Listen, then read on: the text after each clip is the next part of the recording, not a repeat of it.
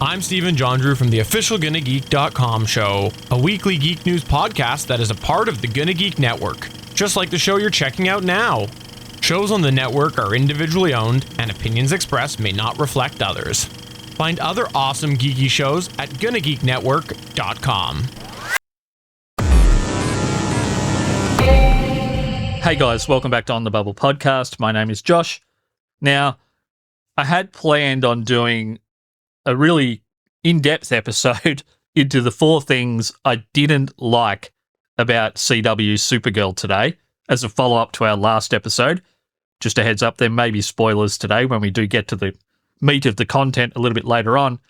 But I saw a post from Sarah Michelle Gellar earlier today on Instagram when I first woke up this morning. Yeah, I was on my phone straight away. That was part of why the day didn't start out great. But the news that Sarah shared was that the Buffy reboot, New Sunnydale, is actually not being picked up by Hulu. So 2 things. That put me in a bad mood from the second I woke up.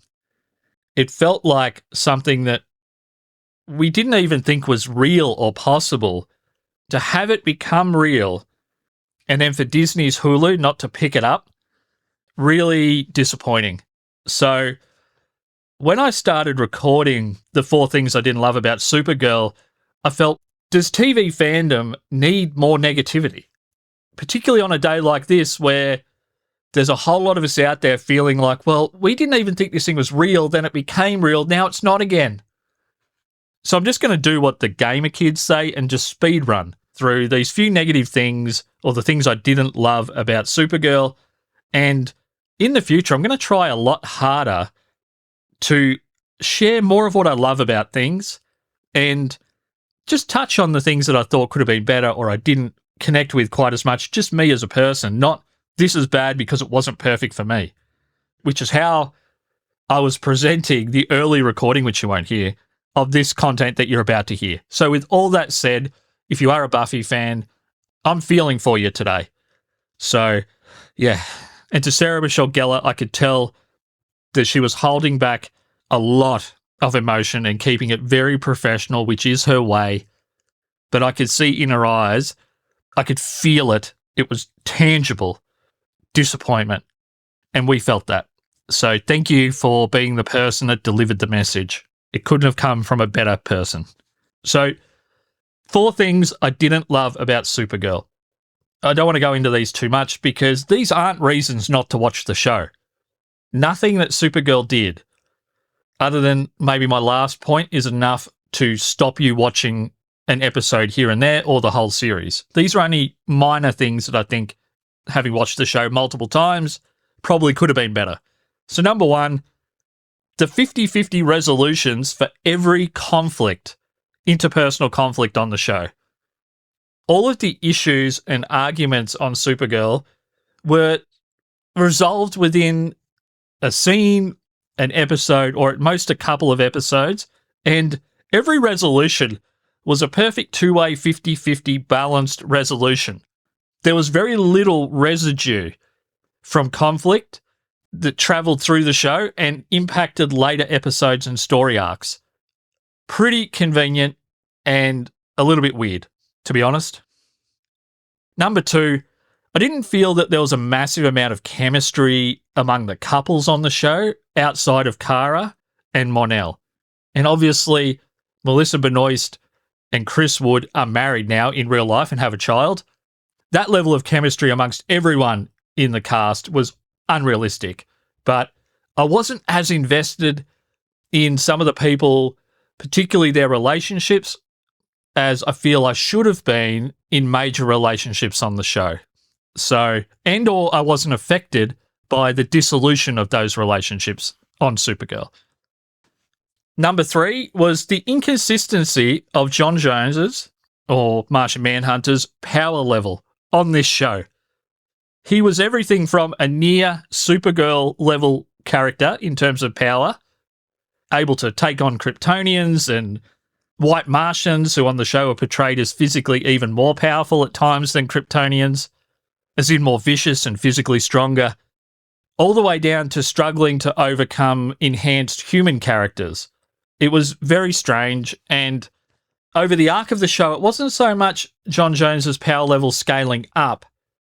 It was more so for certain narrative devices to work on the show. Once again, for the sake of convenience, he was scaled down in power from what seemed to be his standard level for no reason. He doesn't get his power from the yellow sun like a Kryptonian. He's not affected by an element that's prevalent on the show like a kryptonite.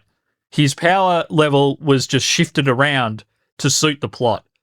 And I know that happens everywhere in all comic and genre television, but this is one character where it was a massive disparity from season to season or episode to episode. And number 4, this was...